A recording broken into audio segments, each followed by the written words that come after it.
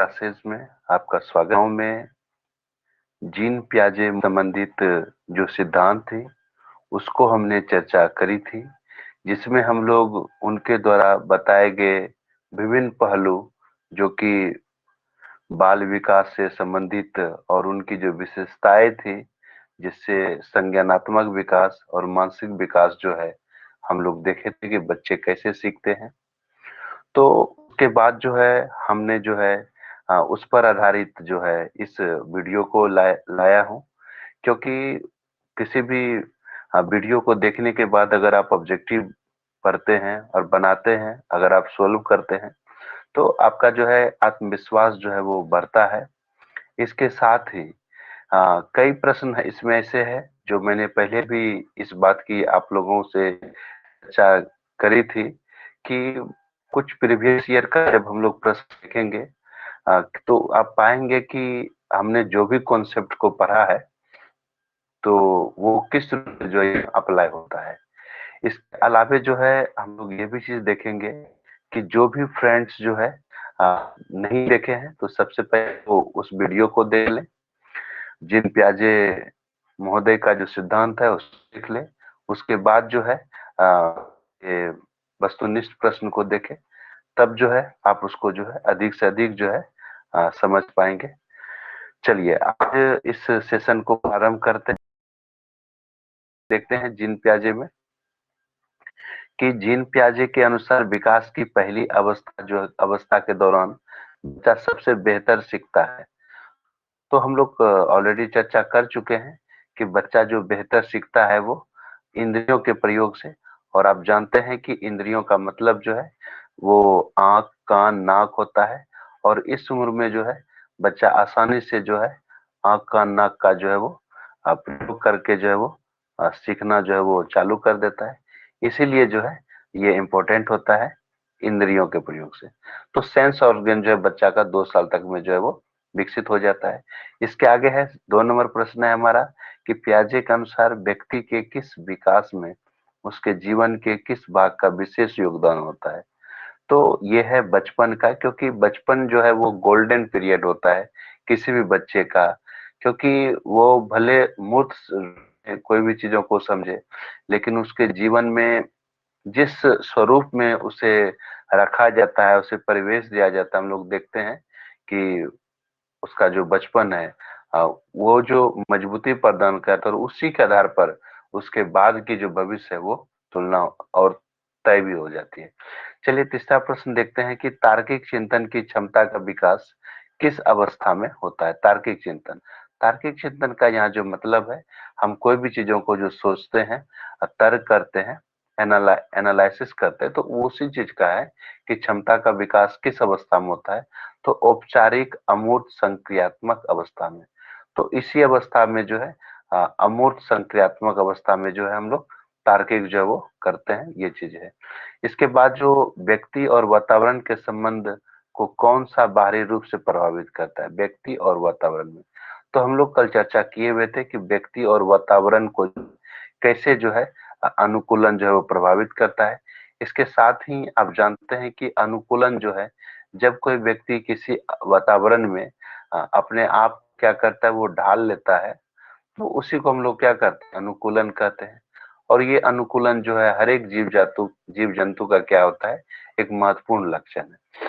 तो इस तरह से हम लोग इसको जानते हैं। इसके आगे हम देखते हैं कि 5वां नंबर प्रश्न जो है हमारा, समस्या समाधान की क्षमता का विकास किस अवस्था में होता है। तो अमूर्त औपचारिक अवस्था में जो है समस्या समाधान, बच्चा जब धीरे धीरे बड़े हो जाते हैं तो उस समय जो है देखे जाते हैं कि ये जो भी चीज है, हम लोग ये 11 वर्ष के पहले का इसमें हम लोग देखते हैं। इसमें क्या होता है कि बच्चा धीरे धीरे क्या होता है कि समस्या समाधान की क्षमता वो धीरे धीरे खोजने लगता है। पियाजे का सिद्धांत किस पद्धति से सीखने पर बल देता है, खोज पद्धति से। और आजकल आप देखेंगे और नई शिक्षा नीति में भी और इसके पहले भी जो है, जब बाल केंद्रित जब शिक्षा की बात होती है तो उस समय पियाजे महोदय को बड़ी प्रमुखता से याद करते हैं। और उसी में इस बात को बताया गया है कि पियाजे का जो सिद्धांत है वो सर्चिंग विधि से बच्चा जितना अधिक से अधिक खोजी प्रवृत्ति का होगा उतना ही जो है बच्चे अधिक से अधिक सीख पाएंगे। 7वां प्रश्न है, संज्ञानात्मक विकास की कितनी अवस्थाएं हैं? तो संज्ञानात्मक विकास की जो है प्याजे महोदय के द्वारा जो है 4 बताई भी गई है। तो इस तरह से जो है 4 होती है, तो कुल आप या 4 याद रखेंगे। और सबका हम लोग उम्र भी देखे थे कि कौन 0 से 2 है, फिर 2 से 7 है, फिर 7 से 11 है, फिर 11 से एबव है, इसको हम लोग देख चुके हैं। उसके बाद है संवेदी पेशी अवस्था क्या है? तो संवेदी पेशी अवस्था, तो संवेदी बच्चा जब संवेदनशील होता है, सेंजेशनल होता है, तो वो हम लोग चर्चा कर चुके हैं कि 0 से 2, जिसमें वो इंद्रिय का प्रयोग करता है, आंख का, नाक का, जीवा का भी प्रयोग करता है। तो इस तरह से हम लोग देखते हैं कि पेशी अवस्था का जो है वो 0 से 2 वर्ष होता है। बाद 9वां प्रश्न है कि पूर्व संक्रियात्मक अवस्था की आयु क्या है? तो पूर्व संक्रियात्मक हम लोग जानते हैं कि संक्रियात्मक जो है वो 7+ होता है, और ये पूर्व की है तो 2 से 7 वाला जो दूसरी अवस्था जो है वो पूर्व संक्रियात्मक होती है। उसके बाद जो है हम देखते हैं कि मूर्त संक्रियात्मक क्या है? तो मूर्त का है कि बच्चे जो है मूर्त जो है वो 7 से 11 जो है वो मूर्त होता है, जो कि तीसरी अवस्था है। तो इसमें जो है बच्चे जो है कई चीजों को जो है वो देखते हैं और ठोस आधार पे वो तय कर लेते हैं कि ये वस्तु वही है, जिसकी चर्चा हम लोग क्लास में भी किए हुए हैं। आगे 11 नंबर प्रश्न है, अमूर्त संक्रियात्मक अवस्था क्या है? आप जानते हैं कि बच्चे जब 11 और 11 से ऊपर जो है, जब टीन एजर्स में बच्चे हो जाते हैं, तो बच्चे धीरे धीरे जो वो कल्पनाओं में, परिकल्पनाओं में बहने लगते हैं और उसको जो रूप देते हैं, उसको सही करने का भी वो प्रयास करते हैं। ये जो समय होता है बच्चे के लिए, ये भी किशोरावस्था जो वो गोल्डन एरा होता है, पूरे जीवन काल का बसंत कहा जाता है उसे। तो इस तरह से इसमें हम लोग देखते हैं कि जो अमूर्त संख्यात्मक अवस्था है वो 11 से आगे है। इसके आगे 12वां नंबर प्रश्न हम देखते हैं कि ज्ञानात्मक विकास नकल पर आधारित न होकर खोज पर आधारित होता है, किसका कथन है? तो ज्ञानात्मक जो है विकास नकल पर आधारित न होकर खोज पर। तो we have already discussed about it कि जीन पियाजे महोदय के द्वारा जो है खोजी प्रवृत्ति को बढ़ावा मिला है, इसीलिए जो ज्ञान क्या होना चाहिए, नकल पे कॉपी नहीं, जबकि खोज करके सर्चिंग मेथड से जो आगे बढ़ा जा सकता है। चलिए इसी कार्य को आगे बढ़ाते हुए देखते हैं कि पियाजे के अनुसार कोई बच्चा किस अवस्था में परिवेश की वस्तु को पहचानने में विभेद करने लगता है? तो पहचानना और विभेद करना, ये पूर्व संक्रियात्मक अवस्था है। आप जानते हैं कि 2 से 7 साल का जो एज होता है, इसी में जो है बच्चे पहचानना और विभेद करना प्रारंभ कर देता है। इसके अलावे हम देखते हैं कि पियाजे ने किसी बच्चे के विचार में नए विचारों को समावेश हो जाने को क्या कहा है? तो समावेशीकरण है। किसी भी जो है नए विचारों को करना जो है उसको हम लोग कहते हैं।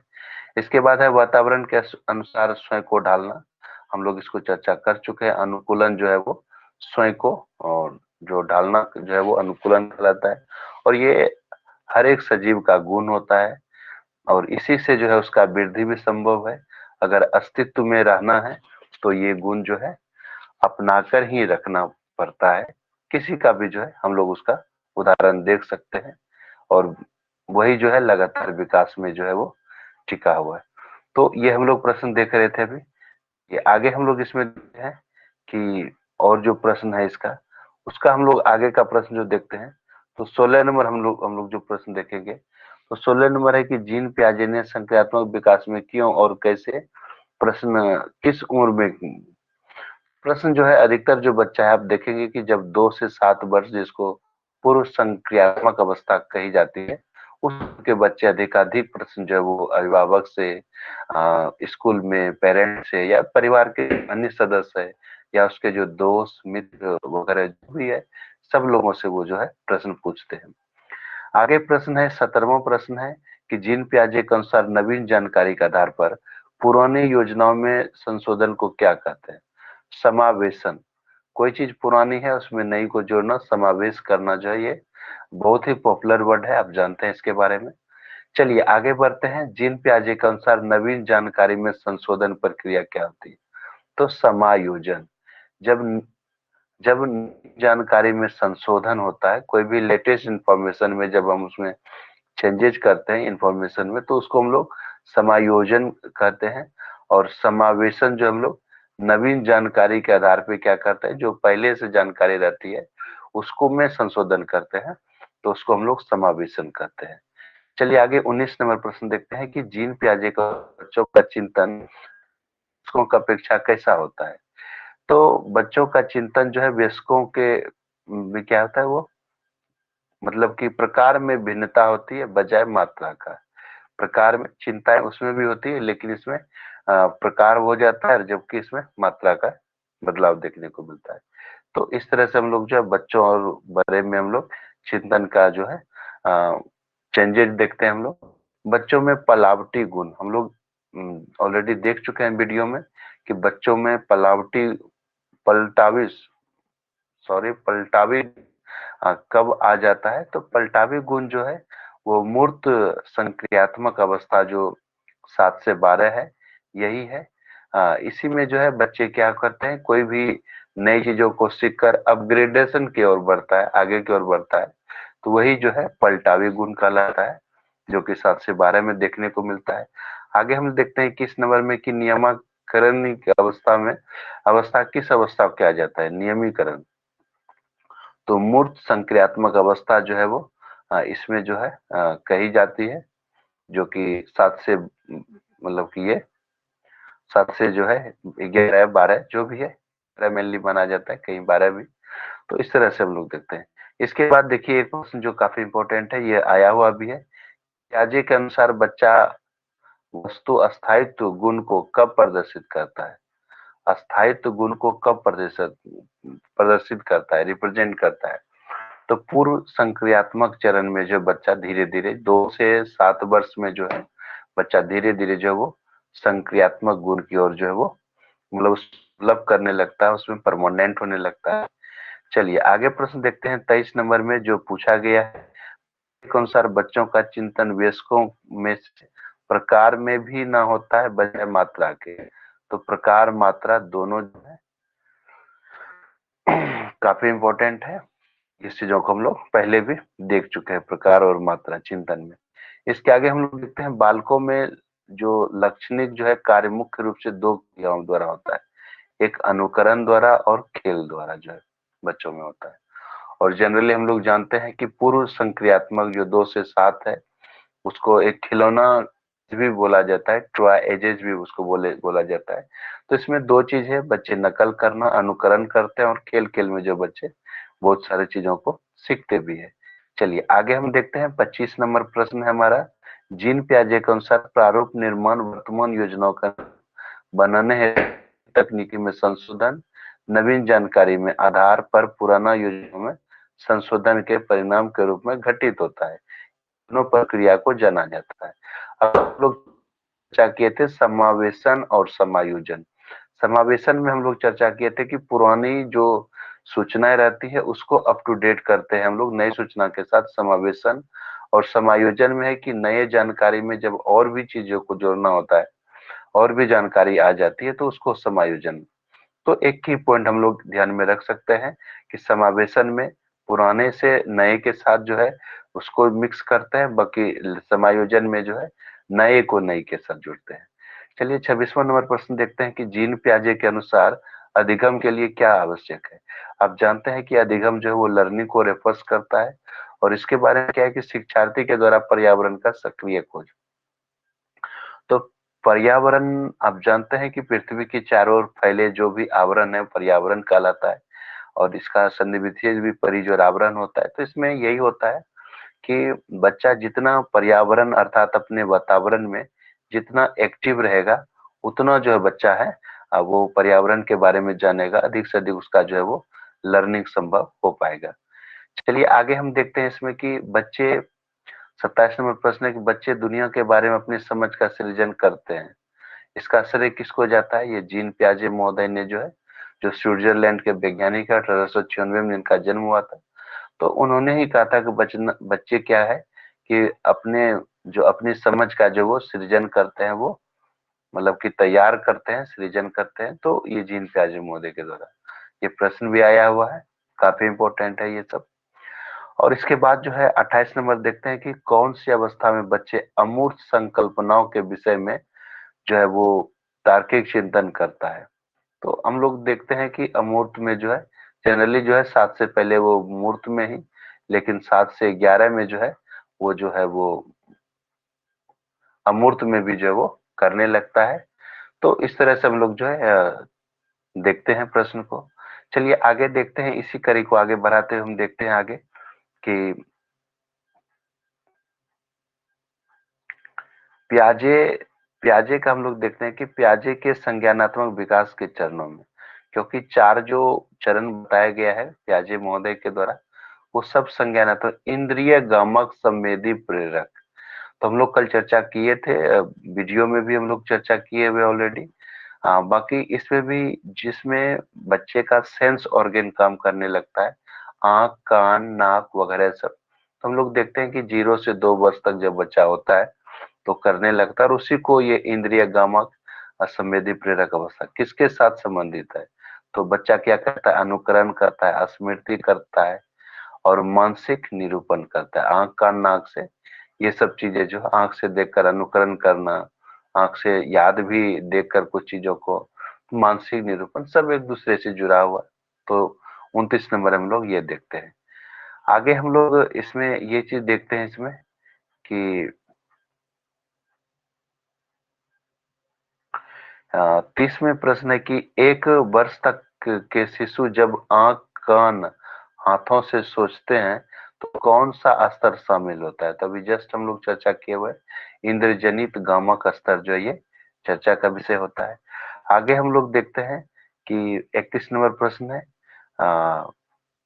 कि रिया जो है कक्षा पिकनिक तय करने हेतु ऋषभ से सहमत नहीं है। तो रिया कक्षा में क्या है, पिकनिक होना होता है और ऋषभ से सहमत नहीं है। वह सोचती है कि बहुमत को अनुकूल बनने के लिए नियमों का संशोधन किया जा सकता है। यह सहपाठी विरोध पियाजे के अनुसार निम्न किससे संबंधित है। तो ये जो संबंधित है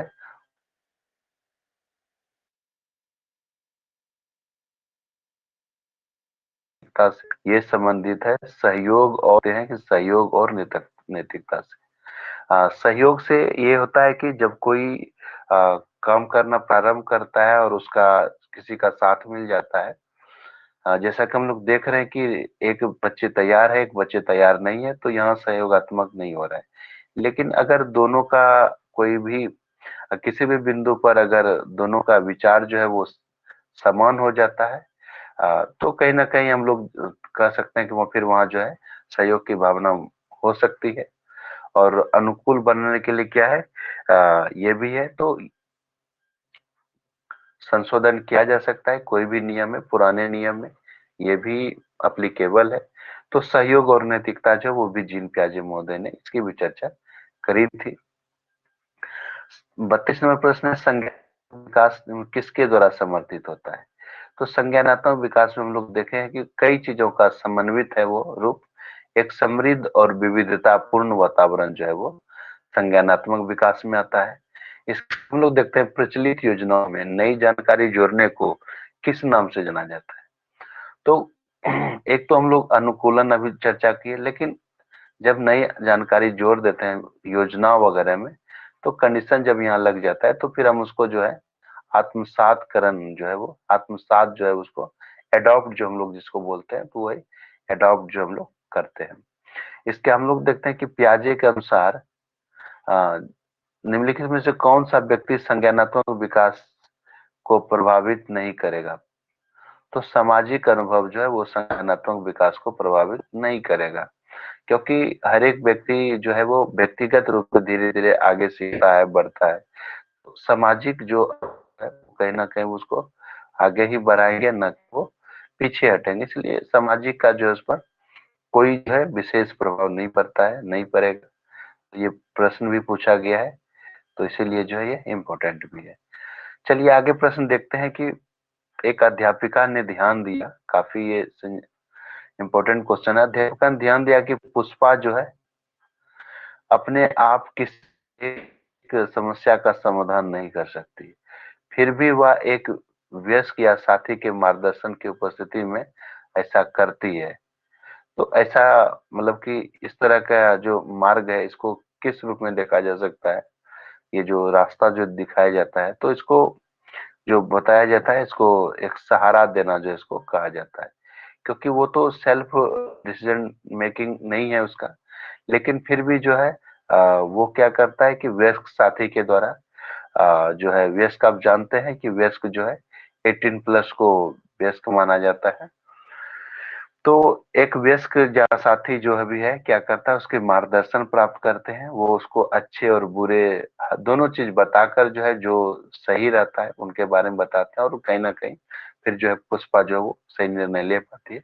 तो ये सहारा देना का प्रक्रिया है। तो फ्रेंड्स, अभी हम लोग चर्चा कर रहे थे 35 महत्वपूर्ण प्रश्न जो जीन पियाजे के सिद्धांत से संबंधित था। ये काफी महत्वपूर्ण है। ये कुछ प्रीवियस ईयर के प्रश्न है, कुछ वीडियो से रिलेटेड था। तो चीजों को और मैक्सिमम चीजें जो है हमने अपने वीडियो में भी चर्चा करी थी। इसीलिए जो है कह सकते हैं कि ये वीडियो जो है आपके लिए काफी लाभदायक होगा।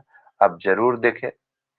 और एक बार फिर मैं आपको बता देता हूँ, अगर आपको ये समझ में नहीं आ रही है या आपने इससे रिलेटेड वीडियो को नहीं देखा है, आप जरूर देखें और उसके बाद ये देखें, तो जरूर आपके लिए फ्रूटफुल होगा। तो इसी उम्मीद के साथ फिर जो है हम मिलते हैं अगले वीडियो में। तब तक आप अपनी पढ़ाई को जारी रखें। धन्यवाद।